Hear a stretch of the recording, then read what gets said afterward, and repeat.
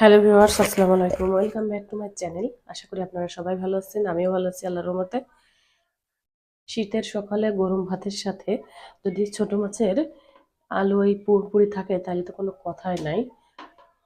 আজকে আমি রান্না করব ছোট মাছ দিয়ে আর নতুন আলু আর নতুন পেঁয়াজ দিয়ে হাতে মেখে একটা পুরপুরি বা চচ্চড়ি, আপনারা যে অঞ্চলে যেটাই বলেন।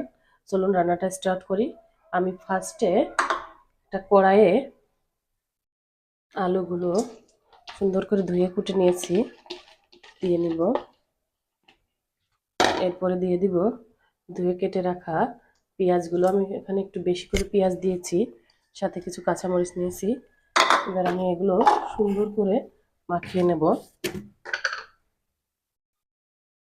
লবণ দিয়ে, সুন্দর করে মাখিয়ে নেব। এভাবে হাতে মেখে আলু চচ্চড়ি খেতে খুবই মজা লাগে। নতুন আলু আর নতুন পেঁয়াজ দিয়ে খেতে তো আরো বেশি মজা লাগে। এখন আমি দিয়ে দিব অন্য মশলাগুলো। আমি শুধু লবণ দিয়েছি, এরপরে দিয়ে দিলাম পরিমাণ মতো একটু হলুদ গুঁড়া, দিয়ে আমি সুন্দর করে আবার একটু মাখিয়ে নিব। এরপরে আমি দিয়ে নিলাম মাছগুলো। আমি একসাথে মাখিয়ে নিব সুন্দর করে।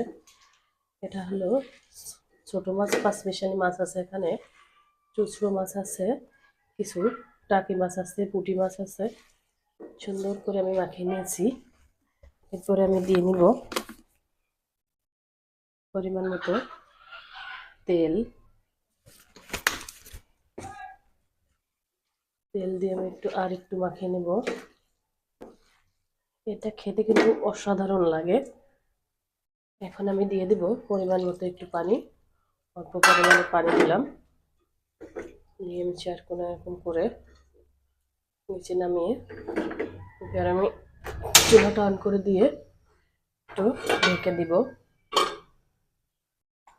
এখন আমি ঢাকনাটা খুলে একটু তরকারিটা একটু সুন্দর করে নেড়ে চেড়ে দিব।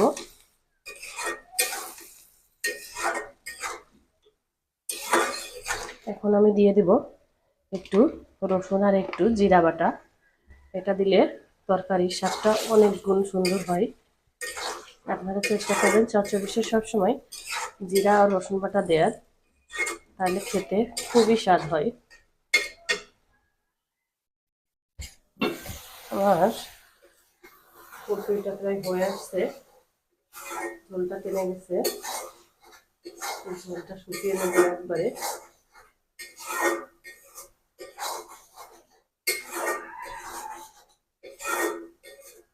দেখতে মাশাআল্লাহ অনেক সুন্দর হয়েছে, খেতেও অনেক টেস্টি হবে। আমি পর্যায়ে লবণটা চেক করে নিয়েছিলাম, সবকিছু পরিমাণ মতোই আছে। হালকা আর একটু পানিটা টেনে দিব। হয়ে গেল আমার ছোট মাছের পুরপুরি আলু আর নতুন পেঁয়াজ দিয়ে। আমি চুলাটা অফ করে দিব। হয়ে গেল আমার ছোট মাছ দিয়ে আলু আর পেঁয়াজ দিয়ে পুরপুরি বা চচ্চড়ি। আপনারা চাইলে এভাবে বাসায় অবশ্যই একবার ট্রাই করতে পারেন, আশা করি ভালো লাগবে। আমার ভিডিওটি যদি ভালো লাগে প্লিজ লাইক করবেন, শেয়ার করবেন এবং সাবস্ক্রাইব করতে ভুলবেন না। Thank you so much for watching my video. আল্লাহ হাফেজ সবাইকে।